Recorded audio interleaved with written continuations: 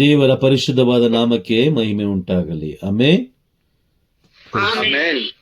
Okay, ಇವತ್ತು ಕ್ಲಾಸಲ್ಲಿ ದೇವರ ವಾಕ್ಯಕ್ಕೆ ನಮ್ಮ ಪ್ರತಿಕ್ರಿಯೆಗಳು ಹೇಗಿರಬೇಕು,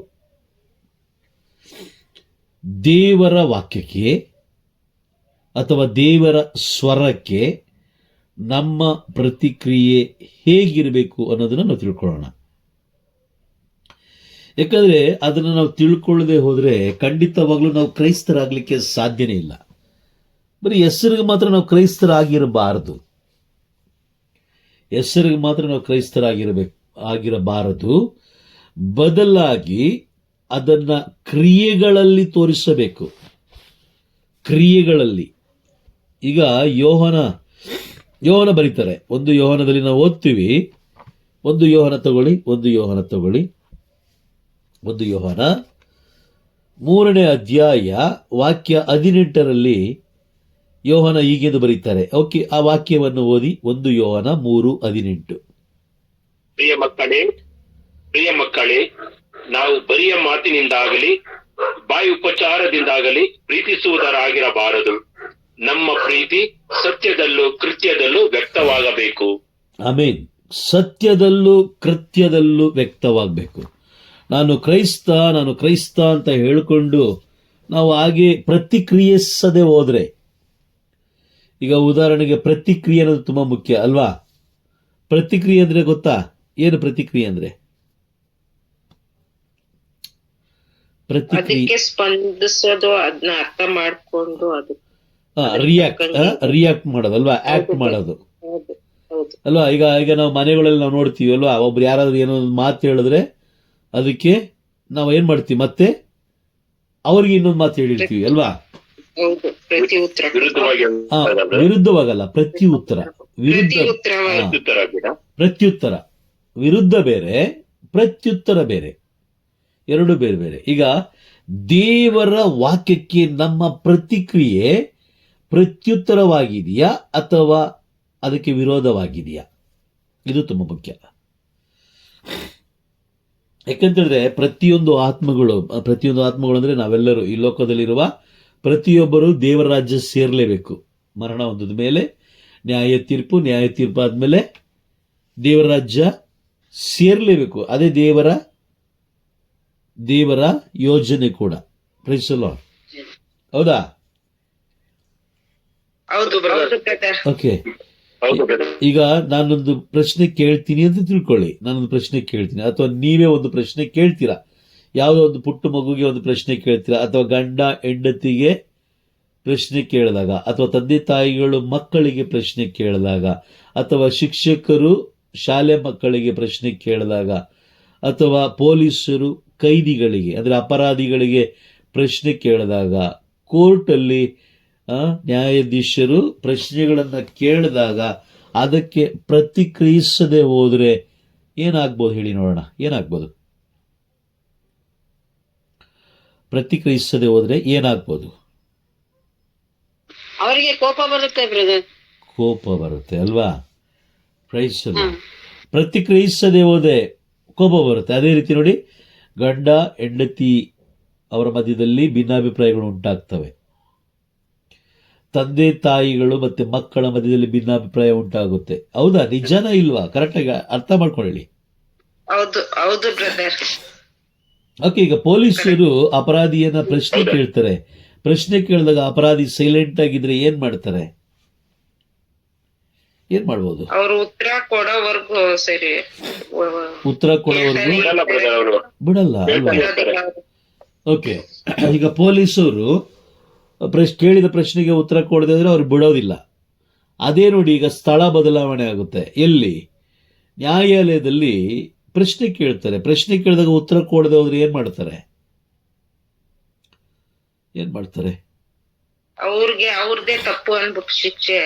ಅವ್ರದೇ ತಪ್ಪು ಅಂತ ಹೇಳಿ ಅವರಿಗೆ ದಂಡನೆ. ಹೌದಾ? ನಿಜನಾ? ದಂಡನೆ ಕೊಡ್ತಾರೆ. ಏನು ಪ್ರತಿಕ್ರಿಯಿಸ್ತಾ ಇಲ್ಲ. ಅಪರಾಧಿ ಏನು ಪ್ರತಿಕ್ರಿಯಿಸ್ತಾ ಇಲ್ಲ. ಪ್ರತಿಕ್ರಿಯಿಸದೆ ಹೋದ್ರೆ, ಪ್ರತಿಕ್ರಿಯೆ ಅಂದ್ರೆ ಪ್ರತ್ಯುತ್ತರ ಕೊಡದೆ ಹೋದ್ರೆ ಆತನನ್ನ ಅಪರಾಧಿ ಎಂದು ಘೋಷಿಸಲಾಗುವುದು. ನಿಜನಾ? ನಿಜ. ನಿಜ ಬ್ರದರ್. ಹಾ. ನಿಜಾನೇ ಬ್ರದರ್. ಈಗ ನ್ಯಾಯ ತೀರ್ಪಿನ ದಿನ ನಮ್ಮ ಪ್ರತಿಕ್ರಿಯೆಗಳ ಮುಖಾಂತರ ನಮಗೆ ನ್ಯಾಯ ತೀರ್ಪಾಗುತ್ತೆ.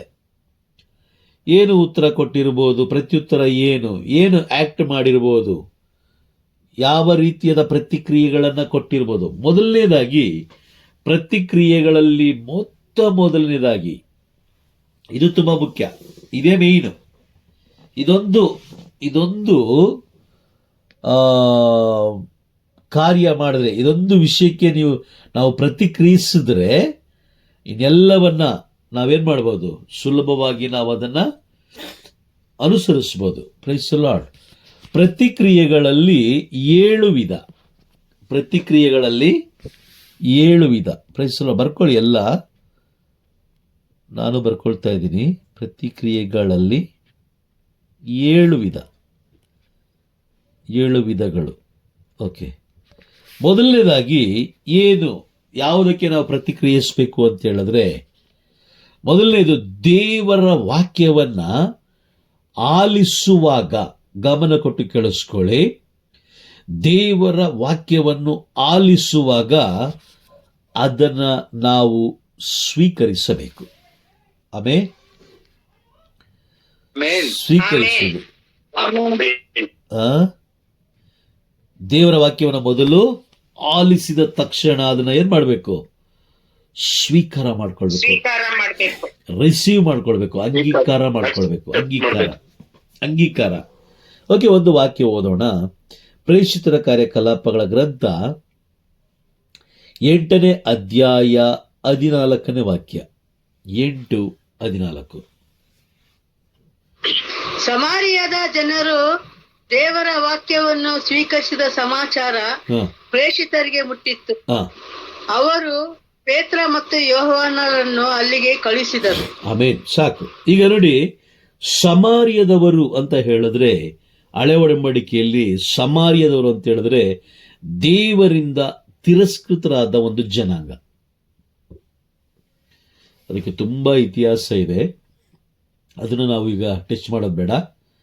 ಸಮಾರ್ಯದ ಜನರು ಅಂದ್ರೆ ಸಮಾರ್ಯದವರು ಅಂತ ಹೇಳಿದ್ರೆ, ಸಮಾರ್ಯದವರು ದೇವರನ್ನ ತಿರಸ್ಕರಿಸಿದ ಜನರು. ಈಗ ನಾವು ಒಂದು ಸಾಮತಿ ಹೇಳ್ತಾರೆ, ಯೇಸು ಸ್ವಾಮಿ ಒಂದು ಸಾಮತಿ ಹೇಳ್ತಾರೆ, ನೋಡಿದ್ದೀರಾ? 3 ಜನ ವ್ಯಕ್ತಿಗಳು, ಅದರಲ್ಲಿ ಒಬ್ಬ ಸಮಾರ್ಯದವನು ಏನ್ ಮಾಡ್ತಾನೆ, ರೋಗಿಗೆ, ಅಪಘಾತದಲ್ಲಿ ಇದ್ದಂತ ರೋಗಿಗೆ ಏನ್ ಮಾಡ್ತಾನೆ?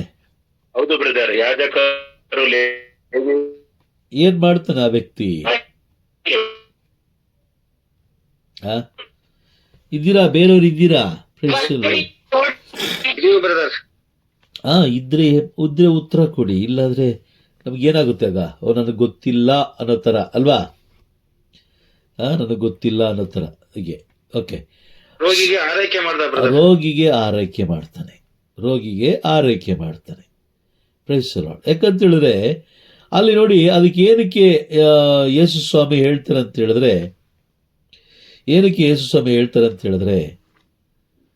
ನೋಡಿ, ಒಂದು ವಾಕ್ಯ ತಗೊಳ್ಳಿ. ಲೂಕನ ಬರೆದ ಶುಭ ಸಂದೇಶ 10ನೇ ಅಧ್ಯಾಯ ವಾಕ್ಯ 30ರಿಂದ ನಾವು ಓದಬೇಕಾದ್ರೆ ಅಲ್ಲಿ ಯೇಸು ಸ್ವಾಮಿ ಈ ಸಾಮತಿಯನ್ನು ಹೇಳ್ತಾರೆ, ಈ ಒಂದು ಸತ್ಯವನ್ನು ತಿಳಿಸ್ಕೊಡ್ತಾರೆ. ಸಮಾರ್ಯದವರು ಅಂದ್ರೆ ದೇವರನ್ನ ತಿರಸ್ಕರಿಸಿದವರು. ಅಲ್ಲಿ 3 ವ್ಯಕ್ತಿಗಳನ್ನ ತೋರಿಸ್ತಾರೆ.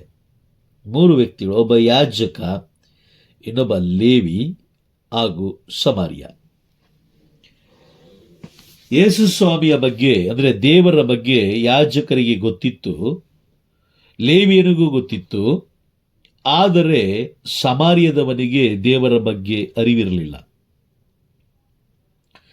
ಆದರೂ ಕೂಡ ಇಲ್ಲಿ ಯೇಸು ಸ್ವಾಮಿ ಏನನ್ನ ತಿಳಿಸ್ಕೊಡ್ತಾರೆ ಅಂತ ಹೇಳಿದ್ರೆ, ಮೊದಲು ಮಾನವೀಯತೆ ಮುಖ್ಯ, ಅಂದ್ರೆ ದಯೆ ಮುಖ್ಯ. ದಯೆ ಎಂಬುದು ತುಂಬಾ ಮುಖ್ಯವಾದದ್ದು. ಕ್ರೈಸ್ತರಲ್ಲಿ ಇರಬೇಕಾದದ್ದು ದಯೆ. ಯೇಸು ಸ್ವಾಮಿ ಲೂಕನ ಬರೆದ ಅಂದ್ರೆ ಯೋಹಾನನ ಬರೆದ ಶುಭ ಸಂದೇಶದಲ್ಲಿ ಇರುವಂತಹ ಒಂದು ವಾಕ್ಯವನ್ನು ನಾವು ನೋಡಿದ್ರೆ ಅತಿ ಚಿಕ್ಕದಾದ ಒಂದು ವಾಕ್ಯ ಯಾವುದು ಅಂತ ಹೇಳಿದ್ರೆ ಯೇಸು ಸ್ವಾಮಿ ಅತ್ತರು ಎಂಬ ಪದ ಇದೆ ಅಲ್ವಾ? ಇದೆಯಾ? ಬೈಬಲ್ ಇರುವ ಅತಿ ಚಿಕ್ಕ ಪದ ಯೇಸು ಸ್ವಾಮಿ ಅತ್ತರು. ಯೇಸು ಸ್ವಾಮಿ ಅಳ್ತಾರೆ. ನಮ್ಮೆಲ್ಲರನ್ನು ನೋಡಿ ಯೇಸು ಸ್ವಾಮಿ ಅತ್ತರು, ನಮ್ಮ ಪೂರ್ವಜರನ್ನು ನೋಡಿ ಯೇಸು ಸ್ವಾಮಿ ಅತ್ತರು. ಮತ್ತೆ ರೋಗಿಗಳನ್ನು ಗುಣಪಡಿಸಬೇಕಾದ್ರೆ ಅಲ್ಲೊಂದು ವಾಕ್ಯವನ್ನು ಬಳಸ್ತಾರೆ. ಏನು? ಯೇಸು ಸ್ವಾಮಿ ಮನಮರುಗಿ ಕನಿಕರ ಪಟ್ಟು ಅಲ್ವಾ? ಬೈಬಲ್ ಓದಿದ್ದೀರಾ? ಓದ್ಬೇಕಾದ್ರೆ ವಾಕ್ಯಗಳು ಸಿಗುತ್ತಾ? ಆ ವಾಕ್ಯ ಪದ ಬಳಕೆ ಆಗಿರುತ್ತೆ ಅಲ್ವಾ? Praise the lord. ಕನಿಕರ ಪಟ್ಟು. ಕ್ರೈಸ್ತನಿಗೆ ಮುಖ್ಯವಾಗಿ ಕನಿಕರ ಇರಬೇಕು, ದಯೆ ಇರಬೇಕು, ದಯೆ ಇರಬೇಕು. ಹಾಗಾಗಿ ನೋಡಿ, ಯಾಜಕನಿಗೆ ಇಲ್ಲದ ದಯೆ, ಲೇವಿಯನಿಗೆ ಇಲ್ಲದ ದಯೆ, ಸಮಾರ್ಯದವನಿಗೆ ಆತನಲ್ಲಿ ದಯೆ ಇತ್ತು ಎಂಬುದಾಗಿ ಅಲ್ಲಿ ತಿಳಿಸ್ತಾರೆ. ನೋಡಿ, ದೇವರನ್ನೇ ಅರಿಯದ ವ್ಯಕ್ತಿಗಳಿಗೆ ದೇವರ ವಾಕ್ಯವನ್ನ ಬೋಧಿಸುವಾಗ ಅವರು ಸ್ವೀಕಾರ ಮಾಡಿಕೊಂಡರು ಎಂಬ ಸಮಾಚಾರ ಪ್ರೇಷಿತರಿಗೆ ಮುಟ್ಟಿತ್ತು. ನೋಡಿ, ಪವಿತ್ರಾತ್ಮರು ಯಾವ ರೀತಿ ಕೆಲಸ ಮಾಡ್ತಾರೆ ಅಂತ ಹೇಳಿದ್ರೆ, ಮೊದಲು ದೇವರನ್ನ ಅರಿಯದವರು ಇದ್ದಾರೆ, ಅರಿತವರು ಇದ್ದಾರೆ. ಇಬ್ಬರಿಗೂ ಕೂಡ ಈಗ ನೋಡಿ, ಒಂದು ಸಣ್ಣ ಉದಾಹರಣೆ ನಾನು ನಿಮಗೆ ಕೊಡ್ತೀನಿ. ನಮ್ಮ ಮಧ್ಯದಲ್ಲಿ ನಡೆಯುವಂತಹ ಒಂದು ಸಣ್ಣ ಉದಾಹರಣೆ. ದೇವಾಲಯ ಇದೆಯಾ? ನಿಮ್ಮೆಲ್ಲರಿಗೂ ದೇವಾಲಯ ಇದೆಯಾ? ಚರ್ಚ್ ಇದೆಯಾ? ಇದೆ. ಒಬ್ಬೊಬ್ಬರಿಗೂ ಒಂದೊಂದು ವಿಧವಾದ ಒಂದೊಂದು ಹೆಸರಿನ, ಸಂತರ ಹೆಸರಿನಲ್ಲಿ ಕರೆಯಲ್ಪಡುವಂತಹ ದೇವಾಲಯ ಇದೆ. ಆದ್ರೆ ಅನ್ಯ ಜನಾಂಗದವರಿಗೆ ದೇವಾಲಯ ಇದೆಯಾ? ಚರ್ಚ್ ಇದೆಯಾ? ಚರ್ಚ್ ಇಲ್ಲ ಅವರಿಗೆ. ದೇವಸ್ಥಾನ ಅವ್ರ ಹೆಸರಲ್ಲಿ ಕರೀತಾರೆ ದೇವಸ್ಥಾನ, ನಮಗೆ ಚರ್ಚ್ ಅಂತ ಕರೀತಾರೆ. ಹೌದಾ? ಓಕೆ. ಈಗ ಅನ್ಯ ಜನರಿಗೆ ಚರ್ಚ್ ಬಗ್ಗೆ ಗೊತ್ತಿಲ್ಲ, ಚರ್ಚಿನ ಸಂಸ್ಕಾರಗಳ ಬಗ್ಗೆ ಗೊತ್ತಿಲ್ಲ. ನಮಗೆಲ್ಲ ಗೊತ್ತಿದೆ, ಕ್ರೈಸ್ತರಿಗೆಲ್ಲ ಗೊತ್ತಿದೆ. ಬಲಿಪೀಠ ಇದೆ, ಬಲಿಪೀಠದಲ್ಲಿ ಬಲಿ ಅರ್ಪಣೆ ಆಗುತ್ತೆ. ನಂತರ ಅದರ ಪಕ್ಕದಲ್ಲಿ ಪರಮಪ್ರಸಾದ ಇದೆ. ಪರಮಪ್ರಸಾದದಲ್ಲಿ ಪ್ರಭು ಯೇಸು ಕ್ರಿಸ್ತರ ರೊಟ್ಟಿಯ ರೂಪದಲ್ಲಿರುವ ಶರೀರ ಇದೆ. ಅದಾದ ಮೇಲೆ ದೇವರ ವಾಕ್ಯ ಅಲ್ಲಿ ಬೋಧಿಸ್ತಾರೆ. ನಂತರ ಗೀತೆಗಳನ್ನು ಹಾಡ್ತಾರೆ, ಸ್ತುತಿ ಗೀತೆಗಳನ್ನು ಹಾಡ್ತಾರೆ. ಮತ್ತೆ ಅಲ್ಲಿ ಜನರು ದೇವಾಲಯಕ್ಕೆ ಅಂದರೆ ಚರ್ಚ್ಗೆ ಬಂದು ತಮ್ಮನ್ನೇ ಪರಿಶುದ್ಧ ಮಾಡಿಕೊಳ್ಳುತ್ತಾರೆ. ದೇವರು ಅವರಿಗಾಗಿ, ಅವರ ಜನರಿಗಾಗಿ. ವಾಕ್ಯ ಏನು ಹೇಳ್ತದೆ? ವಿಮೋಚನಾ ಕಾಂಡ 25ನೇ ಅಧ್ಯಾಯ 8ನೇ ವಾಕ್ಯ ಏನು ಹೇಳ್ತದೆ? 25:8, ನಾನು ಜನರ ಮಧ್ಯೆ ವಾಸಿಸುವುದಕ್ಕೆ ನನಗೊಂದು ಗುಡಾರವನ್ನ ಕಟ್ಟಿಸಬೇಕು ಅಲ್ವಾ? ಗುಡಾರವನ್ನ ಕಟ್ಟಿಸ್ಬೇಕು ಅಂತ ಹೇಳ್ತಾರೆ. ಇಬ್ರಿಯರಿಗೆ ಬರೆದ ಪತ್ರ 8ನೇ ಅಧ್ಯಾಯ 5ನೇ ವಾಕ್ಯ.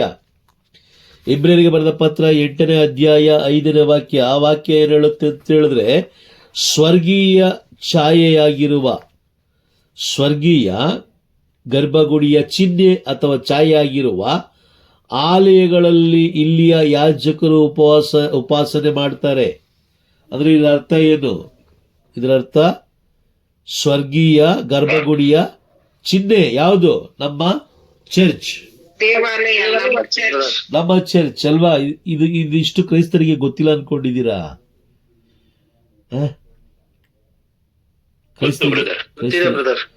ಅನ್ಯ ಜನರಿಗೆ ಅಂದ್ರೆ ಕ್ರೈಸ್ತರಲ್ಲದವರಿಗೆ ಗೊತ್ತಿಲ್ಲ ಅಲ್ವಾ? ಅವರಿಗೆ ಪರಮಪ್ರಸಾದ ಗೊತ್ತಿಲ್ಲ, ಪರಿಶುದ್ಧವಾದ ರಕ್ತ ಗೊತ್ತಿಲ್ಲ, ಜಪಸರ ಗೊತ್ತಿಲ್ಲ, ಸಂತರ ಬಗ್ಗೆ ಯಾವುದು ಗೊತ್ತಿಲ್ಲ ಅಲ್ವಾ?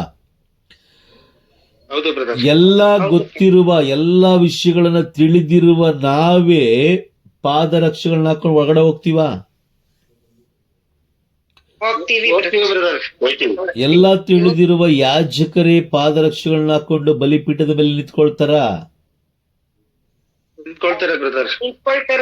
ನೋಡಿ, ದೀಕ್ಷಾಸ್ಥಾನ ಹೊಂದಿರುವ ನಾವೇ ಅಸಭ್ಯವಾದ ಬಟ್ಟೆಗಳನ್ನು ಹಾಕೊಂಡು ದೇವಾಲಯದ ಒಳಗಡೆ ಹೋಗಿ ಪಾಪದ ಕಾರ್ಯಗಳನ್ನು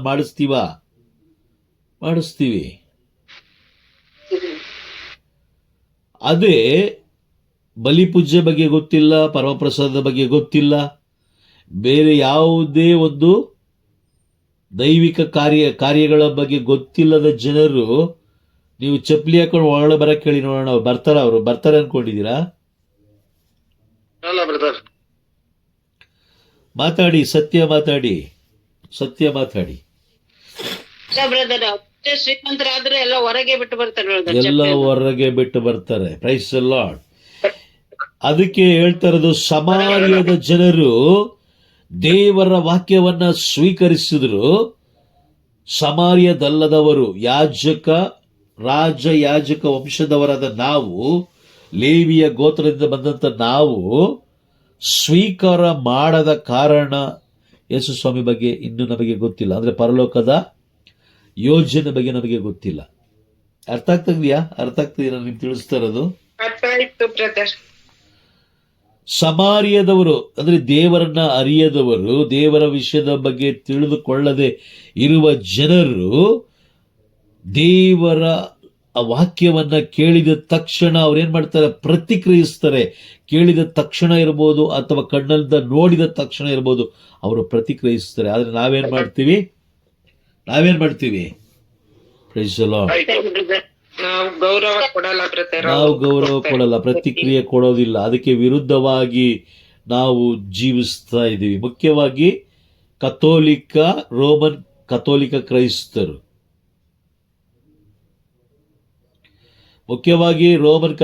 ಕ್ರೈಸ್ತರು, ಪ್ರೈಸ್ ದಿ ಲಾರ್ಡ್. ವಾಕ್ಯ ಹೇಳ್ತದೆ, ದೇವರ ವಾಕ್ಯವನ್ನ ನೀನು ಸ್ವೀಕಾರ ಮಾಡ್ಕೊಳ್ಬೇಕು. ಮೊದಲಿಗೆ ದೇವರ ವಾಕ್ಯವನ್ನ ಸ್ವೀಕಾರ ಮಾಡ್ಕೊಳ್ಬೇಕು. ಪರಿಶುದ್ಧತೆ ಅಂದ್ರೆ ಏನು? ನಮ್ಮನ್ನೇ ಸಿದ್ಧತೆ ಮಾಡಿ ದೇವರ ಸ್ವರಕ್ಕಾಗಿ ಕಾದು ಕೂತ್ಕೊಳ್ಳೋದು ಅಲ್ವಾ?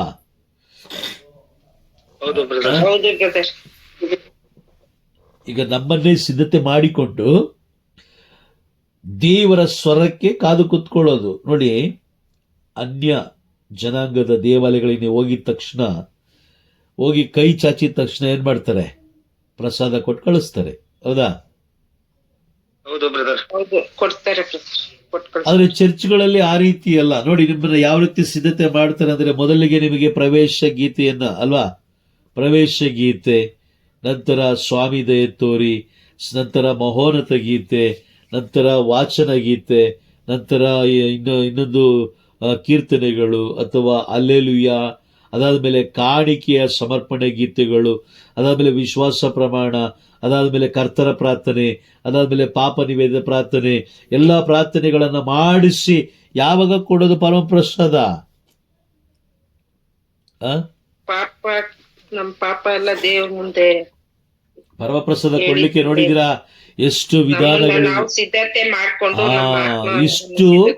ಇಷ್ಟು ವಿಧಾನಗಳನ್ನು ನಡೆಸುವಾಗಲೇ ನಮ್ಮನ್ನು ನಾವು ಸಿದ್ಧತೆ ಮಾಡಿಕೊಂಡಿದ್ದರೆ ಮಾತ್ರ ಅದು ನಮಗೆ ರಕ್ಷಣೆಯನ್ನು ಕೊಡುತ್ತೆ. ಇಲ್ಲ ಅಂತ ಹೇಳಿದ್ರೆ ಅದು ರಕ್ಷಣೆ ಕೊಡುತ್ತೆ ನಮಗೆ? ಇಲ್ಲ ಬ್ರದರ್, ರಕ್ಷಣೆ ನೀಡಲ್ಲ. ಅರ್ಥ ಆಗ್ತಿದ್ಯಾ? ಕೇಳಿಸ್ತಿದ್ಯಾ ಮಾತಾಡ್ತಿರೋದು? ಅರ್ಥ ಆಗ್ತಾ ಇದೆ ಬ್ರದರ್. ಪರಮಪ್ರಸಾದ ಕೊಡ್ಲಿಕ್ಕೆ ಅಷ್ಟು ಸಿದ್ಧತೆ ಧರ್ಮಸಭೆ ಮಾಡುತ್ತೆ ಒಬ್ಬ ಪಾಪಿ. ಇಲ್ಲಿ ಪರಿಶುದ್ಧರು ಯಾರು ಇಲ್ಲ, ಎಲ್ಲರೂ ಪಾಪಿಗಳೇ. ಆ ಪಾಪಿಯನ್ನ ಸಿದ್ಧತೆ ಮಾಡಲಿಕ್ಕೆ ಕೆಲವು ಜನ ಅದಕ್ಕೋಸ್ಕರ ಏನ್ ಮಾಡ್ತಾರೆ? ಸಿದ್ಧತೆ ಮಾಡ್ಕೊಳ್ಬೇಕು. ಅದಾದ ಮೇಲೆ ದೇವರ ದೇವರನ್ನಾಗಲಿ ಸ್ವೀಕಾರ ಮಾಡ್ಕೊಳ್ಬೇಕು. ಇದು ತುಂಬಾ ಮುಖ್ಯ. ಪರಿಶುದ್ಧತೆ ಅಂದ್ರೆ ನಮ್ಮನ್ನೇ ದೇವರ ಬರುವಿಕೆಗೆ ಸಿದ್ಧತೆ ಮಾಡಿಕೊಳ್ಳೋದು. Praise the lord. ಮೋಶೆಗೆ ಹೇಳ್ತಾರೆ, ನೀನು ನಿಂತಿರುವ ಸ್ಥಳ ಪರಿಶುದ್ಧವಾದ ಸ್ಥಳ, ನೀನೇನ್ ಮಾಡು, ನಿನ್ನ ಪಾದರಕ್ಷೆಗಳನ್ನ ದೂರ ಇಡು ಅಂತ ಹೇಳ್ತಾರೆ. ಅದಕ್ಕೋಸ್ಕರನೇ ರೋಮನ್ ಕಥೋಲಿಕ ಕ್ರೈಸ್ತರಲ್ಲಿ ದೇವರ ಸ್ವರ ಯಾರಿಗೂ ಕೇಳಿಸಲ್ಲ. ಏನಕ್ಕೆ ಕೇಳಿಸಲ್ಲ ಅಂತ ಹೇಳಿದ್ರೆ, ಅವರು ದೇವರಿಗೆ ವಿರುದ್ಧವಾಗಿ ಇದ್ದಾರೆ ಹೊರತು ದೇವರ ಪರವಾಗಿ ಇಲ್ಲ. ದೇವರ ಪರ ಅನ್ನೋದಕ್ಕೂ ದೇವರ ವಿರುದ್ಧ ಅನ್ನೋದಕ್ಕೂ ವ್ಯತ್ಯಾಸ ಇದೆ. ಇದೆಯಾ?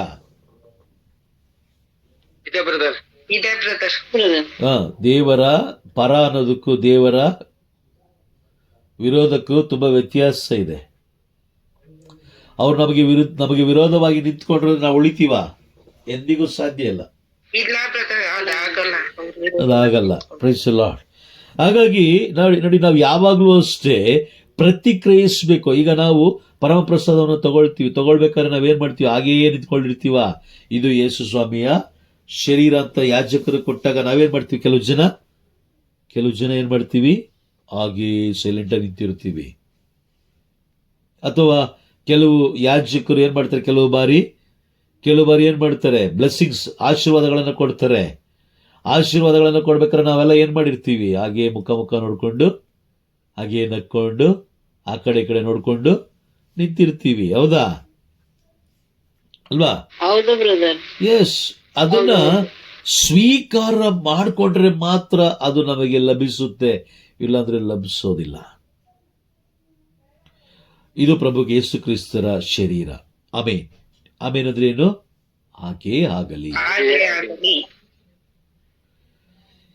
ಈಗ ಆಶೀರ್ವಾದಗಳಿಗೂ ಕೂಡ ಏನಾಗ್ತಾ ಇದೆ? ನಾವು ಈಗ ಕೆಲವು ಟೈಮ್ ನಮ್ಮ ಕ್ಲಾಸಲ್ಲೇ ನಾವು ನೋಡ್ತೀವಿ ಅಲ್ವಾ?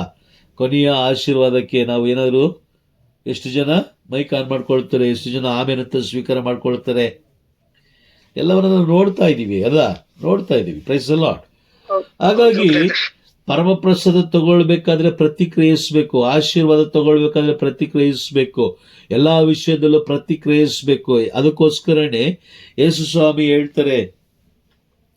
ಹೇಳ್ತಾರೆ, ನೀನು ದೇವರನ್ನ ಪ್ರೀತಿಸೋದು ಅಂತ ಏನಾದ್ರೂ ನಿನ್ನ ಬಾಯಿಂದ ಹೊರಟು ಬಂದದ್ದೇ ಆದ್ರೆ, ನಾನು ಯೇಸುವೇ ನಾನು ನಿಮ್ಮನ್ನ ಪ್ರೀತಿಸ್ತೀನಿ ಅಂತ ನೀವೇನಾದ್ರೂ ಹೇಳಿದ್ದೆ ಆದ್ರೆ, ಯೇಸು ಸ್ವಾಮಿ ಹೇಳ್ತಾರೆ, ಸತ್ಯದಿಂದಲೂ ಕ್ರಿಯೆಗಳಿಂದಲೂ ಅದನ್ನ ವ್ಯಕ್ತಪಡಿಸ್ಬೇಕು.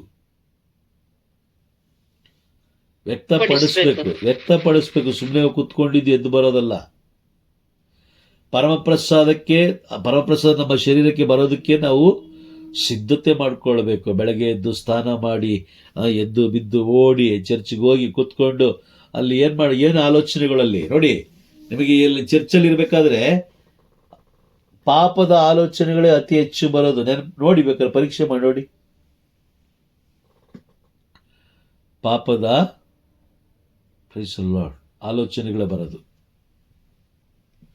ಅವೆಲ್ಲವನ್ನು ಮೆಟ್ಟಿ ನಿಂತು ನಾವು ಪರಮಪ್ರಸಾದ ತಗೊಳ್ಬೇಕು. ಆ ಕೆಟ್ಟ ಆಲೋಚನೆಗಳನ್ನು ತಂದೊಡ್ಡೋದು ಸೈತಾನ. ಹಾಗಾಗಿ ದೇವರ ವಾಕ್ಯವನ್ನು ನಾವು ಆಲಿಸಬೇಕಾದ್ರೆ ಅದನ್ನು ನಾವು ಮೊದಲು ಸ್ವೀಕಾರ ಮಾಡ್ಕೊಳ್ಬೇಕು. ಸ್ವೀಕಾರ ಮಾಡೋದನ್ನ ಕಲಿಬೇಕು. ನೋಡಿ, ಸಮಾರ್ಯದ ಜನರು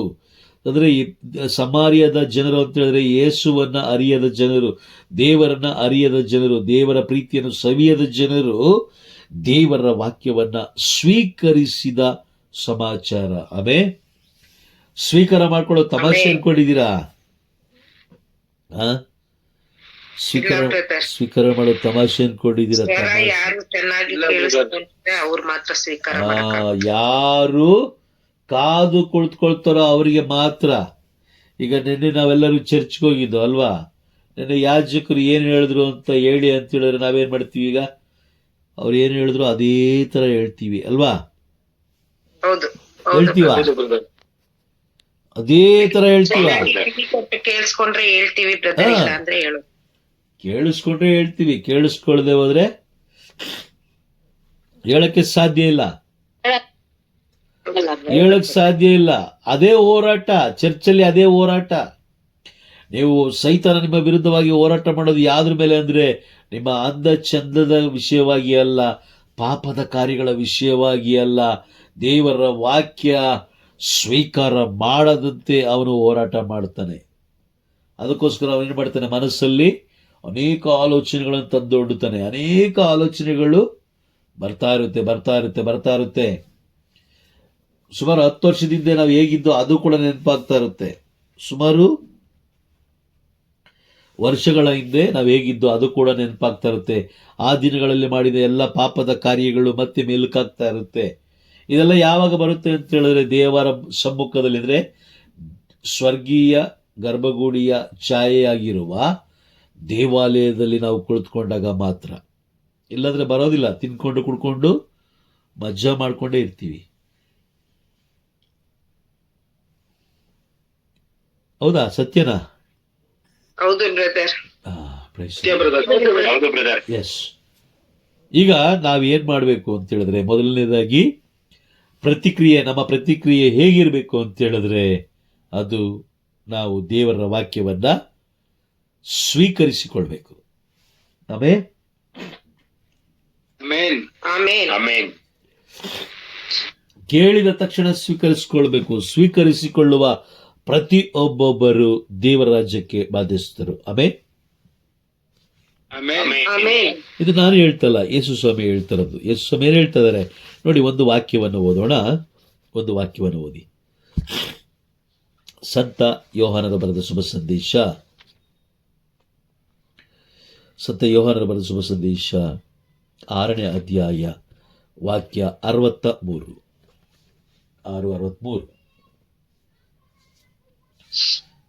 ಸಜೀವವನ್ನು ಸಜೀವವನ್ನು ಸಜೀವವನ್ನು ಕೊಡುವಂಥದ್ದು ದೇವರ ಆತ್ಮವೇ, ನರಮಾಂಸದಿಂದ ಏನೂ ಆಗದು.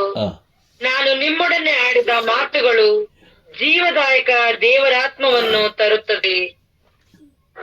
ಓಕೆ, ಇನ್ನೊಂದು ವಾಕ್ಯ ಓದೋಣ. ಅಲ್ಲಿ ವಾಕ್ಯ ಏನು ಹೇಳ್ತು? ದೇವರ ವಾಕ್ಯ ಅಂದ್ರೆ ಜೀವದರ ಕೊಡೋದು ಯಾವುದು? ದೇವರ ಆತ್ಮ, ದೇವರ ಜೀವವುಳ್ಳ ವಾಕ್ಯ ಅಲ್ವಾ? ಹೌದು ಬ್ರದರ್. ಓಕೆ, ಇನ್ನೊಂದು ವಾಕ್ಯ ಓದೋಣ. ದೇವರ ಯೋಹಾನನ ಬರೆದ ಶುಭ ಸಂದೇಶ 5ನೇ ಅಧ್ಯಾಯ 24ನೇ ವಾಕ್ಯ. 5:24. ನಾನು ನಿಮಗೆ ಸತ್ಯವಾಗಿ ಹೇಳುತ್ತೇನೆ, ಮಾತಿಗೆ ಕಿವಿಗೊಟ್ಟು ನನ್ನನ್ನು ಕಳುಹಿಸಿದ ಆತನಲ್ಲಿ ವಿಶ್ವಾಸವಿಡುವವನು ನಿತ್ಯ ಜೀವವನ್ನು ಪಡೆದಿರುತ್ತಾನೆ.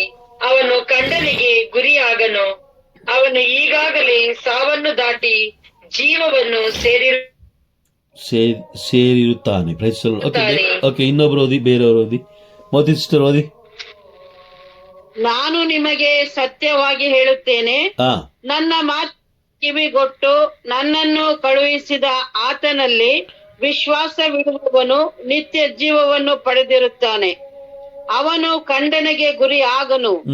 ಅವನು ಆಗಲೇ ಸಾವನ್ನು ದಾಟಿ ಜೀವವನ್ನು ಸೇರಿರುತ್ತಾನೆ. ಇಲ್ಲಿ ಏನ್ ಹೇಳ್ತಾರೆ? ಎರಡು ವಿಷಯಗಳನ್ನ ಗಮನ ಕೊಟ್ಟು ನೋಡಿ.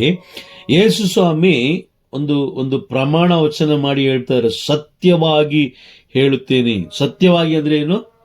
ಪ್ರಮಾಣ ವಚನ ಅಲ್ವಾ? ಸತ್ಯವಾಗಿ ನಾನು ಮಾಡೇ ಮಾಡ್ತೀನಿ. ಹೇಳ್ತೀವ ಹೇಳಲ್ಲ? ಹೇಳ್ತೀವಿ ಬ್ರದರ್. ಅದರ ಅರ್ಥ ಏನು? ನಾನು ಮಾಡೇ ಮಾಡ್ತೀನಿ ಎಂಬ ಒಂದು ಅಲ್ವಾ? ಪ್ರೈಸಲ್ಲ. ಎರಡನೇದಾಗಿ ಅಲ್ಲಿ ಹೇಳ್ತಾರೆ, ನನ್ನ ಮಾತಿಗೆ ಕಿವಿಗೊಟ್ಟು ಇದೆಯಾ? ನನ್ನ ಮಾತಿಗೆ ಕಿವಿಗೊಟ್ಟು ಅಂದ್ರೇನು? ನನ್ನ ಸ್ವರವನ್ನು ನೀವು ಸ್ವೀಕರಿಸಿಕೊಳ್ಳಬೇಕು. ಆಲಿಸಿ ಸ್ವೀಕರಿಸಿಕೊಳ್ಬೇಕು ಅಲ್ವಾ? ಆಲಿಸಿದ ಮೇಲೆ ಅದಕ್ಕೆ ಪ್ರತಿಕ್ರಿಯೆ ಕೊಡ್ಬೇಕು ನೀವು. ಈಗ ನಿಮಗೆ ದೇವರ ವಾಕ್ಯ ನಿಮ್ಮ ಕಿವಿಗೆ ಬರ್ತಾ ಇದೆ ಅಂತ ಹೇಳಿದ್ರೆ ನಾವೇನ್ ಮಾಡ್ಬೇಕು? ಅದನ್ನ ಪ್ರತಿಕ್ರಿಯಿಸಬೇಕು. ಹೇಗೆ? ಸ್ವೀಕಾರ ಮಾಡೋದ್ರ ಮುಖಾಂತರ ಸ್ವೀಕಾರ ಮಾಡ್ಕೊಳ್ಬೇಕು. ಸ್ವೀಕಾರ ಮಾಡ್ಕೊಳ್ದೆ ಹೋದ್ರೆ ಏನಾಗುತ್ತೆ, ಸ್ವೀಕಾರ ಮಾಡ್ಕೊಂಡ್ರೆ ಏನಾಗುತ್ತೆ ಅನ್ನೋದನ್ನ ಇಲ್ಲೇ ಯೇಸು ಸ್ವಾಮಿ ನಮಗೆ ತಿಳಿಸಿದ್ದಾರೆ. ಅಲ್ಲೇನು ಹೇಳ್ತಾ ಇದ್ದಾರೆ? ನನ್ನ ಮಾತಿಗೆ ಕಿವಿಗೊಟ್ಟು ನನ್ನನ್ನು ಕಳುಹಿಸಿದ ಆತನಲ್ಲಿ ವಿಶ್ವಾಸವಿಡುವವನು ನಿತ್ಯ ಜೀವವನ್ನು ಪಡೆದಿರುತ್ತಾನೆ. ಈಗ ನಾವೆಲ್ಲರೂ ಪಡಿಬೇಕಾಗಿರೋದು ಯಾವುದು? ಲೋಕದ ಜೀವನವ? ನಿತ್ಯ ಜೀವ ಅಲ್ವಾ? ನಿತ್ಯ ಜೀವನ ನಮಗ್ ಬೇಕು. ನಾವು ಓಡಾಡ್ತಾ ಇರೋದು ಅದಕ್ಕೋಸ್ಕರನೇ. ನಿತ್ಯ ಜೀವನ ನನಗೆ ಬೇಕು ಅಂತೇಳಿ ಎಷ್ಟೋ ಜನ ಏನ್ ಮಾಡ್ತಾ ಇದಾರೆ? ಜಪಸರಗಳನ್ನ ಮಾಡ್ತಾ ಇದಾರೆ, ಪ್ರಾರ್ಥನೆಗಳನ್ನ ಮಾಡ್ತಾ ಇದಾರೆ, ಧ್ಯಾನ ಕೂಟಗಳಿಗೆ ಹೋಗ್ತಾ ಇದಾರೆ, ಪಾಪಕ್ಷಮೆ ಬೇಡ್ತಾ ಇದಾರೆ, ಅಳ್ತಾ ಇದಾರೆ, ಅಂಗಲಾಚಿಸ್ತಾ ಇದಾರೆ. ಹೌದಾ? ನಿಜನಾ?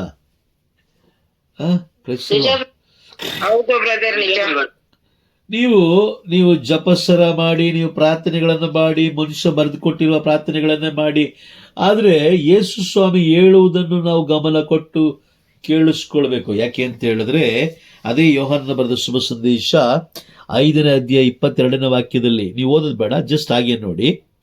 ಅಲ್ಲಿ ಹೇಳ್ತಾರೆ, ಪಿತನು ಯಾರನ್ನು ತೀರ್ಪಿಗೆ ಗುರಿ ಮಾಡುವುದಿಲ್ಲ. ಮುಗೀತು. ತಂದೆಯಾದ ದೇವರು, ನಮ್ಮನ್ನು ಉಂಟು ಮಾಡಿದ ದೇವರು ನಮಗೆ ತೀರ್ಪು ಕೊಡೋದಿಲ್ಲ. ಆದರೆ ತೀರ್ಪು ಯಾರು ಕೊಡ್ತಾರೆ ಅಂತ ನಾವು ನೋಡ್ತಾ ಹೋದ್ರೆ, ತೀರ್ಪು ಕೊಡುವವರು ನಾವು ತಿರಸ್ಕಾರ ಮಾಡಿದ ವಾಕ್ಯಗಳು. ಹೌದಾ? Praise the Lord. ಹೌದು ಹೌದು ಬ್ರದರ್. ನಾವು ತಿರಸ್ಕಾರ ಮಾಡಿದ ವಾಕ್ಯಗಳೇ ನಮಗೆ ಏನ್ ಮಾಡುತ್ತೆ? ಸಾಕ್ಷಿ ಕೊಡುತ್ತೆ. ಯೇಸು ಸ್ವಾಮಿಯ ಸ್ವರ ಏನಕ್ಕೆ ನಾವು ಕೇಳಿಸ್ಕೊಳ್ಬೇಕು ಅಂತ ಹೇಳಿದ್ರೆ, ನಾವು ಪರಿಶುದ್ಧರಾಗ್ಲಿಕ್ಕೆ. ಯಾಕಂದ್ರೆ ಪರಲೋಕಕ್ಕೆ ಪರಿಶುದ್ಧರಿಗೆ ಮಾತ್ರ ಪ್ರವೇಶ, ಎಲ್ಲರಿಗೂ ಸಿಗಲ್ಲ. ನೀವು ಎಷ್ಟೇ ಸುಂದರವಾಗಿರಿ, ಎಷ್ಟೇ ಅಂದವಾಗಿರಿ, ನಿಮಗೆ ಎಷ್ಟೇ ಲೋಕದಲ್ಲಿ ರಾಜ್ಯ ಗೌರವ ಅಥವಾ ರಾಜ್ಯ ಮರ್ಯಾದೆ ಇರಲಿ, ನೀವು ಏನೇ ಬಿಸ್ನೆಸ್ ಮಾಡಿ ಕೋಟ್ಯಾಧೀಶ್ವರರಾಗಿರಿ, ಆದರೆ ಪ್ರಭುವಿನ ಮುಂದೆ ಎಲ್ಲವೂ ಝೀರೋ. ಎಲ್ಲವೂ ಝೀರೋ. ಯಾರು ದೇವರ ಸ್ವರವನ್ನ ಆಲಿಸ್ತಾರೋ, ಆಲಿಸಿದ ತಕ್ಷಣ ಅದನ್ನು ಸ್ವೀಕಾರ ಮಾಡ್ಕೊಳ್ತಾರೋ, ಅವರು ಪರಲೋಕಕ್ಕೆ ಬಾಧ್ಯಸ್ಥರು. ಆಮೆನ್. ಎಸ್.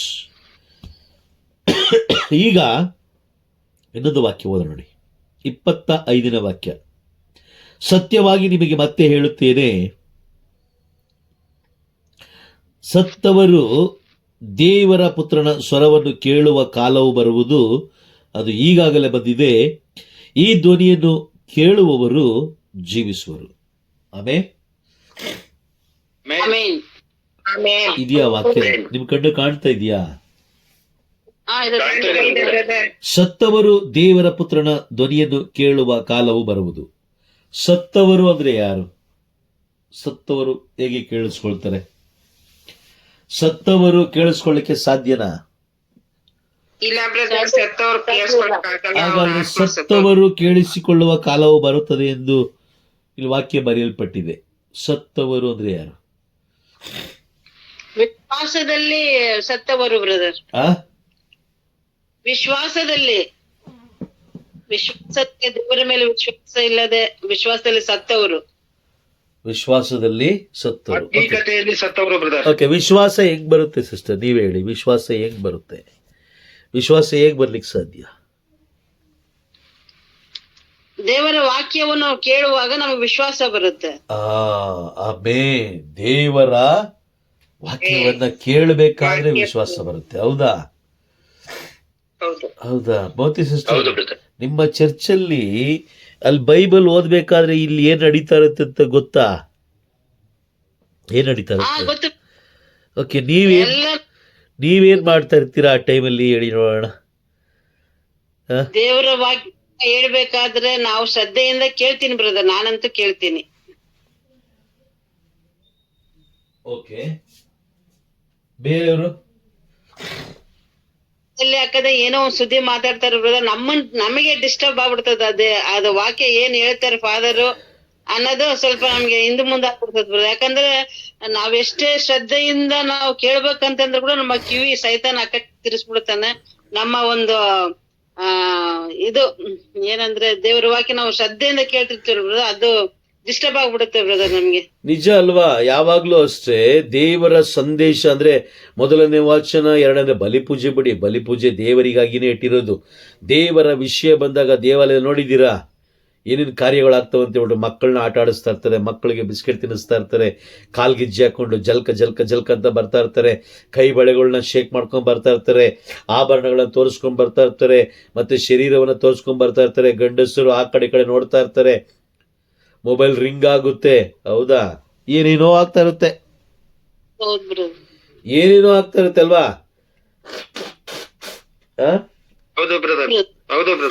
ಹೆಂಗಸರು ಬಟ್ಟೆ ರೆಡಿ ಮಾಡ್ಕೊಳ್ತಾ ಇದಾರೆ, ಹೆಂಗಸರು ಬೇರೆಯವರನ್ನ ಮೆಚ್ಚಿಸ್ಲಿಕ್ಕೆ ಪ್ರಯತ್ನ ಪಡಿಸ್ತಾ ಇರ್ತಾರೆ, ಗಂಡಸರು ಅಲ್ಲೆಲ್ಲ ನೋಡ್ತಾ ಇರ್ತಾರೆ. ಓ, ಯಾರು ಏನ್ ಬಟ್ಟೆ ಹಾಕೊಂಬಂದಿರಿ ಎಲ್ಲ ನೋಡ್ತಾ ಇರ್ತಾರೆ. ಹೆಂಗಸರು ನೋಡ್ತಾ ಇರ್ತಾರೆ, ಗಂಡಸರು ನೋಡ್ತಾ ಇರ್ತಾರೆ. ಆಗ ನೋಡಿ, ಇದೇ ಹೋರಾಟ. ಈ ಹೋರಾಟವನ್ನು ಗೆಲ್ಲುವವನು ದೇವರ ವಾಕ್ಯವನ್ನ ಸ್ವೀಕಾರ ಮಾಡ್ಕೊಳ್ತಾರೆ. ಇವತ್ತಿಗೂ ನಮಗೆ ನಿನ್ನೆ ಯಾವ ವಾಕ್ಯವನ್ನ ಓದಿದ್ರು ಅನ್ನೋ ಅರಿವು ನಮಗೆ ಇಲ್ಲ. ಇಲ್ಲ. Praise the lord. ಇಲ್ಲಿ ವಾಕ್ಯ ಹೇಳ್ತಾ ಇದೆ, ಸತ್ತವರು ದೇವರ ಪುತ್ರನ ಧ್ವನಿಯನ್ನು ಕೇಳುವ. ಸತ್ತವರು ಅಂತ ಹೇಳಿದ್ರೆ ಪ್ರಭು ಯೇಸು ಕ್ರಿಸ್ತರಿಂದ ಬೇರ್ಪಟ್ಟವರು. ಪ್ರಭು ಯೇಸು ಕ್ರಿಸ್ತರಿಂದ ಬೇರ್ಪಟ್ಟವರಲ್ಲಿ ಏನಿಲ್ಲ. ಜೀವ ಇಲ್ಲ. ಓಕೆ, ಒಂದು ವಾಕ್ಯ ಇವತ್ತು ಜೀವ ಇಲ್ಲ. ನನ್ನ ವಾಕ್ಯ ಹಾಕಿದೆ. ಇವತ್ತು ನಾನು ಅದೇ ವಾಕ್ಯ ಹಾಕಿದೆ. ಅದೇ ವಾಕ್ಯಕ್ಕೆ ಹೋಗೋಣ. ರೋಮನರಿಗೆ ಬರೆದ ಪತ್ರ 8ನೇ ಅಧ್ಯಾಯ 9ನೇ ವಾಕ್ಯ ಓದಿ. 8ನೇ ಅಧ್ಯಾಯ 9ನೇ ವಾಕ್ಯ. ನಿಮ್ಮಲ್ಲಿ ನಿಜವಾಗಿಯೂ ದೇವರ ಆತ್ಮವು ನೆಲೆಸಿದ್ದರೆ ನೀವು ಶರೀರ ಸ್ವಭಾವಕ್ಕೆ ಅನುಸಾರವಾಗಿ ಜೀವಿಸದೆ ಪವಿತ್ರಾತ್ಮ ಅವರ ಚಿತ್ತಕ್ಕೆ ಅನುಸಾರವಾಗಿ ಜೀವಿಸುತ್ತೀರಿ. ಯಾರಲ್ಲಿ ಕ್ರಿಸ್ತ ಯೇಸುವಿನ ಆತ್ಮ ಇಲ್ಲವೋ ಅಂಥವನು ಕ್ರಿಸ್ತ ಯೇಸುವಿಗೆ ಸೇರಿದವನಲ್ಲ. ಯಾರಲ್ಲಿ ಯೇಸುವಿನ ಆತ್ಮ ಇಲ್ಲವೋ ಅಂಥವನು ಕ್ರಿಸ್ತ ಯೇಸುವಿಗೆ ಸೇರಿದವನಲ್ಲ. ಇದೆಯಾ? ವಾಕ್ಯ ಇದೆಯಾ? ನಿಮ್ಮ ಕಣ್ಣು ಕಾಣಿಸ್ತಾ ಇದೆಯಾ? ನಿಮ್ಮ ಕಣ್ಣಿಗೆ ಕಾಣಿಸ್ತಾ ಇದೆ. Price the lord. ಓಕೆ, ಈಗ ಯೇಸುವಿನ ಆತ್ಮ ಅಂದ್ರೆ ಏನು? ಒಂದು ವಾಕ್ಯ ಓದೋಣ, ಮತ್ತೊಂದು ವಾಕ್ಯ ಓದೋಣ. ಯೇಸುವಿನ ಆತ್ಮ ಅಂತ ಹೇಳಿದ್ರೆ 2 ಕೊರಿಂಥಿ 3ನೇ ಅಧ್ಯಾಯ ವಾಕ್ಯ 17. 2 ಕೊರಿಂಥಿ 3ನೇ ಅಧ್ಯಾಯ ವಾಕ್ಯ 17. ಈ ವಾಕ್ಯದಲ್ಲಿ ಪ್ರಭು ಎಂದರೆ ದೇವರ ಆತ್ಮ. ಪ್ರಭುವಿನ ಆತ್ಮ ಎಲ್ಲಿದೆಯೋ ಅಲ್ಲಿ ವಿಮೋಚನೆ ಇದೆ. ದೇವರ ಆತ್ಮ ಅಂದ್ರೆ ಏನು? ಯೇಸುವಿನ ಆತ್ಮ ಅಂದ್ರೆ ಯಾವುದು? ಪ್ರಭುವಿನ ವಾಕ್ಯ ಎಲ್ಲಿದೆಯೋ ಅಲ್ಲಿ ಸಂಪೂರ್ಣವಾದ ವಿಮೋಚನೆ ಉಂಟು, ಅಂದ್ರೆ ಬಿಡುಗಡೆ ಉಂಟು, ರಕ್ಷಣೆ ಉಂಟು. ಸತ್ತವರು ಅಂತ ಹೇಳಿದ್ರೆ ಲೋಕದಲ್ಲಿ ಅವರು ಆರೋಗ್ಯವಾಗಿರ್ತಾರೆ, ಆದರೆ ಯೇಸು ಸ್ವಾಮಿಯ ಮಾರ್ಗದಲ್ಲಿ, ಯೇಸು ಸ್ವಾಮಿಯ ಯೋಜನೆಯಲ್ಲಿ ಅವರು ಸತ್ತವರಂತೆ ಇರ್ತಾರೆ. ಯಾಕಂತ ಹೇಳಿದ್ರೆ ಅವ್ರಿಗೆ ಟೈಮ್ ಇಲ್ಲ. ಯೇಸು ಸ್ವಾಮಿ ಜೊತೆ ನಡಿಲಿಕ್ಕೆ ಅವ್ರಿಗೆ ಟೈಮ್ ಇಲ್ಲ. ಯೇಸು ಸ್ವಾಮಿ ವಾಕ್ಯಗಳನ್ನು ಕೇಳಲಿಕ್ಕೆ ಅವರಿಗೆ ಟೈಮ್ ಇಲ್ಲ. ಯೇಸು ಸ್ವಾಮಿ ವಾಕ್ಯಗಳನ್ನು ಅಂಗೀಕಾರ ಮಾಡ್ಕೊಳ್ಳಿಕ್ಕೆ ಟೈಮ್ ಇಲ್ಲ. ಕೆಲವು ಜನ ನೋಡಿ, ಬರ್ಬೇಕಾದ್ರೆ ಬಲಿಪೂಜೆಗೆ ಬರ್ಬೇಕಾದ್ರೆ ಅಲ್ಲೆಲ್ಲಿಯೂ ಆಡ್ಬೇಕಾದ್ರೆ ಬರ್ತಾರೆ, ಅಥವಾ ಶುಭ ಸಂದೇಶ ಓದಿದ್ಮೇಲೆ ಬರ್ತಾರೆ, ನಂತರ ಪರಮಪ್ರಸಾದ ತಗೊಂಡಿದ ತಕ್ಷಣ ಅವರು ವಾಪಸ್ ಹೋಗ್ತಾರೆ. ಇವರೆಲ್ಲ ಸತ್ತವರು, ಲೋಕದಲ್ಲಿ ಸತ್ತವರು, ಅಂದ್ರೆ ದೇವರ ರಾಜ್ಯಕ್ಕೆ ಅವರು ಸತ್ತವರು. Praise the lord. ಈಗ ನಾವು ಪ್ರತಿದಿನ ನಾವು ಪರಿಶೋಧಿಸ್ಕೊಳ್ಬೇಕು, ನಮ್ಮನ್ನೇ ನಾವು ಪರಿಶೋಧಿಸ್ಕೊಳ್ಬೇಕು, ನಾವು ಸತ್ತವರ ಬದುಕದವರ ಅಂತ. ನಾವು ಸತ್ತವರ ಬದುಕದವರ ಅನ್ನೋದನ್ನ ನಾವೇನ್ ಮಾಡಬೇಕು? ಪರಿಶೋಧಿಸ್ಕೊಳ್ಬೇಕು. ಹೌದಲ್ಲ? ಹೌದು ತಾನೆ? ಪರಿಶೋಧನೆ ಮಾಡ್ಕೊಳ್ಬೇಕು ಪ್ರತಿದಿನ. ದೇವರ ವಾಕ್ಯ ನನ್ನಲ್ಲಿ ಇದೆಯಾ? ದೇವರ ಆತ್ಮ ನನ್ನಲ್ಲಿ ಇದೆಯಾ? ಪ್ರಭು ಯೇಸು ಕ್ರಿಸ್ತನಲ್ಲಿ ಇದಾರ? ಎಲ್ಲ ಒಂದೇನೆ. ಇವರ ಪ್ರಭು ಯೇಸು ಕ್ರಿಸ್ತರ ವಾಕ್ಯಗಳು ಅಂದ್ರೆ ಪ್ರಭು ಯೇಸು ಕ್ರಿಸ್ತರ ಆತ್ಮ, ಪವಿತ್ರ, ಎಲ್ಲ ಒಂದೇನೆ. ಅದನ್ನು ಸ್ವಲ್ಪ ಬಿಡಿಸಿ ಆ ಒಂದು ಸಂದರ್ಭಕ್ಕೆ ತಕ್ಕಂತೆ ವಾಕ್ಯಗಳನ್ನು ಬಳಸಿದ್ದಾರೆ ಪವಿತ್ರಾತ್ಮರು. ಅವೆಲ್ಲವನ್ನು ನಾವೇನ್ ಮಾಡಬೇಕು? ಗಂಭೀರವಾಗಿ ಕುಳಿತುಕೊಂಡ್ರೆ ಮಾತ್ರ. ಎಷ್ಟೋ ಜನಕ್ಕೆ ಕ್ಲಾಸ್ಗೆ ಬರ್ಲಿಕ್ಕೆ ಟೈಮ್ ಇಲ್ಲ. ನೀವು ಕೇಳಿ ನೋಡಿ, ಯಾರನ್ನು ಬೇಕಾದ್ರೂ ಕೇಳಿ ನೋಡಿ, ಅವ್ರು ಹೇಳೋ ಮೊದಲನೇ ಉತ್ತರ ನನಗೆ ಟೈಮ್ ಇಲ್ಲ. ಟೈಮ್ ಇಲ್ಲ ಅಂದ್ರೆ ಅರ್ಥ ಏನು? ನನಗೆ ಸ್ವೀಕಾರ ಮಾಡ್ಕೊಳ್ಳೋಕ್ಕೆ ಅವಶ್ಯಕತೆ ಇಲ್ಲ, ಸ್ವೀಕಾರದ ಅವಶ್ಯಕತೆ ಇಲ್ಲ. ಆದರೆ ಪ್ರತಿಕ್ರಿಯಿಸದೆ ಹೋದ್ರೆ ದೇವರ ಸ್ವರವನ್ನ ಕೇಳಿಸ್ಕೊಂಡ ಮೇಲೆ, ಅಂದ್ರೆ ಬೈಬಲ್ ನಿನಗೆ ಕೊಟ್ಟಾಯ್ತು, ಬೈಬಲ್ ಕೊಟ್ಟಾಯ್ತು, ಪರಲೋಕದ ಪ್ರವೇಶದ ಪಾಸ್, ಪರಲೋಕ ಪ್ರವೇಶ ಮಾಡಲಿಕ್ಕೆ ಪರಲೋಕದ ಯೋಜನೆ ನಿನ್ನ ಕೈಗೆ ಕೊಟ್ಟಾಯ್ತು. ಆ ಒಂದು ಡಯಾಗ್ರಾಮ್ ಅಂತ ಹೇಳ್ತಾರೆ, ನಕ್ಷೆ ಅಂತ ಹೇಳ್ತಾರೆ, ಆ ನಕ್ಷೆನ ನಿನಗೆ ಕೊಟ್ಟಾಯ್ತು. ಅದನ್ನ ಹಿಡ್ಕೊಂಡು ನೀನು ಪರಲೋಕಕ್ಕೆ ಹೋಗ್ಬೇಕೇ ಹೊರತು, ಪ್ರೈಸ್ ದಿ ಲಾರ್ಡ್. ಅರ್ಥ ಆಗ್ತದೆಯಾ? ನಾನು ನಿಮ್ಗೆ ತಿಳಿಸ್ತಾ ಇರೋದು. ಸ್ವರ ಕೇಳಿಸ್ಕೊಳಕ್ಕೆ ನನಗೆ ಟೈಮ್ ಇಲ್ಲ, ಅದಿಲ್ಲ ಇದಿಲ್ಲ ಅಂತ ಹೇಳಿದ್ರೆ ಖಂಡಿತವಾಗ್ಲೂ ಹೇಳ್ತೀನಿ, ಆ ವಾಕ್ಯ ಹೇಳೋ ಪ್ರಕಾರ ಅವರು ಏನಿಲ್ಲ, ಸತ್ತವರು. ಯೇಸು ಸ್ವಾಮಿಯ ಆತ್ಮ ಇಲ್ಲ ಅಂತೇಳಿ, ಅಂದ್ರೆ ದೇವರ ವಾಕ್ಯ ನಿನ್ನಲ್ಲಿ ಇಲ್ಲ ಅಂತೇಳಿ ನೀನು ಸತ್ತ ಶವಕ್ಕೆ ಸಮ. ಸತ್ತವರು. ಪರಲೋಕ ನೇರವಾಗಿ ಹೇಳ್ತದೆ, ಸತ್ತವರು ಈಗ ಸಮಾರ್ಯದವನಿಗೆ ದೇವರ ಬಗ್ಗೆ ಗೊತ್ತಿರಲಿಲ್ಲ, ಆದರೆ ಅವನಲ್ಲಿ ಏನಿತ್ತು? ಕನಿಕರ ಉಂಟಾಯಿತು. ಆತನಲ್ಲಿ ಏನಿತ್ತು? ದಯೆ ಉಂಟಾಯಿತು. ಎಲ್ಲವನ್ನ ತಿಳಿದ ಯಾಜಕನು ಹಾಗೂ ಲೇವಿ ಇವರು ದೇವರ ಸೇವೆ ಮಾಡೋದಕ್ಕೋಸ್ಕರನೇ ಬಂದಿದ್ದಾರೆ, ದೇವರ ಸೇವೆ ಮಾಡ್ತಾ ಇದ್ದಾರೆ. ಅದರಲ್ಲಿ ಇವರಲ್ಲಿ ಏನಿಲ್ಲ? ಪ್ರತಿಕ್ರಿಯೆ ಇಲ್ಲ. ಪ್ರತಿಕ್ರಿಯೆ ಇಲ್ಲ. ಪ್ರತಿಕ್ರಿಯೆ ಇಲ್ಲದೆ ಹೋದ್ರೆ ಅದು ಸತ್ತಂತೆ. ಪ್ರತಿಕ್ರಿಯೆ ಇಲ್ಲದೆ ಹೋದ್ರೆ ಸತ್ತಂತೆ. ಈಗ ನಾವು ಏನ್ ಮಾಡ್ಬೋದು? ಈಗ ಅನ್ಯ ಜನಾಂಗದಲ್ಲಿ ನೀವು ದೇವಸ್ಥಾನಕ್ಕೆ ಹೋದಾಗ ಅವ್ರೇನ್ ಮಾಡ್ತಾರೆ? ಅಲ್ಲಿದ್ದಂಥ ಪುರೋಹಿತರು ಏನ್ ಮಾಡ್ತಾರೆ? ಗಂಟೆ ಹೊಡ್ಕೊಂಡು ಏನೋ ಒಂದು ಅವ್ರ ಮಂತ್ರಗಳನ್ನ ಪಠಿಸ್ತಾ ಇರ್ತಾರೆ, ಹೌದಾ? ಆದ್ರೆ ನಮ್ಮ ಚರ್ಚಲ್ಲಿ ಅಲ್ಲ, ಆ ರೀತಿ ಅಲ್ಲ. ಪ್ರಭು ನಿಮ್ಮೊಡನೆ ಇರಲಿ, ಅಲ್ಲಿ ಪ್ರತಿಕ್ರಿಯೆ ಬೇಕು ಅಲ್ವಾ? ನಿಮ್ಮ ಆತ್ಮದೊಡನೆಯೂ ಇರಲಿ, ನಿಮ್ಮ ಆತ್ಮದೊಡನೆ ಇರಲಿ. ಪ್ರತಿಕ್ರಿಯೆ ಇದೆಯಾ?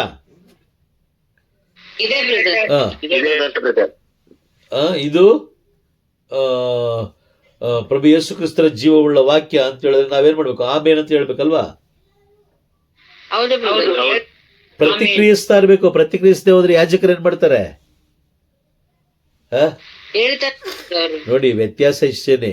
ಅಲ್ಲಿ ಪ್ರತಿಕ್ರಿಯೆ ಇಲ್ಲ, ಇಲ್ಲಿ ಪ್ರತಿಕ್ರಿಯೆ ಇದೆ. ಇಲ್ಲಿ ಅವಕಾಶ ಕೊಟ್ಟಿದ್ದಾರೆ, ಅಲ್ಲಿ ಅವಕಾಶ ಇಲ್ಲ. ಈಗ ಪ್ರತಿಕ್ರಿಯೆ ನೀಡದ ವ್ಯಕ್ತಿಗಳನ್ನ ಯೇಸು ಸ್ವಾಮಿ ಏನ್ ಮಾಡ್ತಾರೆ? ಏನ್ ಮಾಡ್ಬೋದು?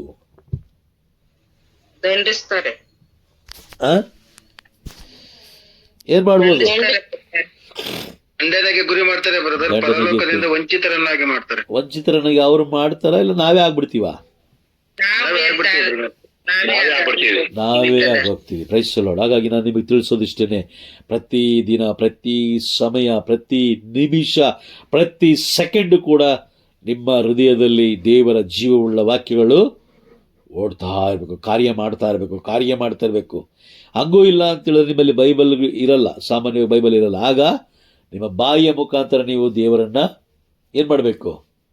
ಪ್ರೈಸ್ ದಿ ಲಾರ್ಡ್, ಮಹಿಮೆ ಪಡಿಸ್ತಾ ಇರಬೇಕು. ಹಾಲೆಲೂಯ, ಹಾಲೆಲೂಯ, ಹಾಲೆಲೂಯ, ಹಾಲೆಲೂಯ ಅಂತ ಹೇಳಿ ನೀವು ಸ್ತುತಿ ಮಾಡ್ತಾ ಇರಬೇಕು. ನೀವು ಅಡಿಗೆ ಮಾಡಬೇಕಾದ್ರೆ, ಪ್ರಯಾಣ ಮಾಡಬೇಕಾದ್ರೆ, ಕೆಲಸದಲ್ಲಿ ಇರಬೇಕಾದ್ರೆ ನಿಮ್ಮ ಮನಸ್ಸಲ್ಲೇ ನೀವು ಸ್ತುತಿ ಮಾಡ್ತಾ ಇರಬೇಕು. ಪರಲೋಕದ ಭಾಷೆಯಿಂದ, ದೇವದೂತರುಗಳು ಬಳಸುವಂಥ ಭಾಷೆಯ ಮುಖಾಂತರ ನೀವು ದೇವರನ್ನ ಆರಾಧಿಸಬೇಕು. ಆಮೆನ್. ದೇವರ ವಾಕ್ಯಕ್ಕೆ 7 ಪ್ರತಿಕ್ರಿಯೆಗಳುಂಟು.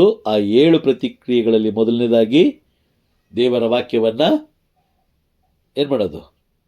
ಅಂಗೀಕಾರ ಮಾಡ್ಕೋಬೇಕು, ಸ್ವೀಕರಿಸೋದು. ಅಂದ್ರೆ ಸ್ವೀಕಾರ ಮಾಡ್ಕೊಳ್ಳೋದು ಅಂದ್ರೆ ರಿಸೀವ್ ಮಾಡ್ಕೊಳ್ಳೋದು ಅಂದ್ರೆ ಅಂಗೀಕಾರ ಮಾಡ್ಕೊಳ್ಬೇಕು. Praise the lord. ಹಾಗಾಗಿ ಬಹಳ ಎಚ್ಚರಿಕೆಯಾಗಿರೋಣ. ಏಕೆ ಅಂತ ಹೇಳಿದ್ರೆ ನಾವು ಅಂತಿಮ ದಿನದ ಅಂತಿಮ ಕ್ಷಣಗಳಲ್ಲಿ ನಾವಿದ್ದೇವೆ. ಅರ್ಥ ಆಗ್ತಾ ಇದೆಯಾ? ಪ್ರಭು ಯೇಸು ಕ್ರಿಸ್ತರು ಅತಿ ಬೇಗನೆ ಬರಲಿದ್ದಾರೆ. ಯಾಕಂತ ಹೇಳಿದ್ರೆ ಅವರು ಮುಂಚಿತವಾಗಿ ತಿಳಿಸಿದ ಎಲ್ಲ ಪ್ರವಾದನೆಗಳು ನೆರವೇರ್ತಾ ಇದೆ. ಹಾಗಾಗಿ ಬಹಳ ಎಚ್ಚರಿಕೆಯಾಗಿರೋಣ. ದೇವರ ವಾಕ್ಯವನ್ನ ಆಲಿಸೋಣ, ಸ್ವೀಕಾರ ಮಾಡಿಕೊಳ್ಳೋಣ. ದೇವರ ವಾಕ್ಯವನ್ನು ಸ್ವೀಕಾರ ಮಾಡಿಕೊಂಡು ಅದರಂತೆ ಜೀವಿಸಲಿಕ್ಕೆ ಪ್ರಯತ್ನಿಸಿ ಪ್ರತಿಯೊಂದು ವಾಕ್ಯಗಳಲ್ಲಿ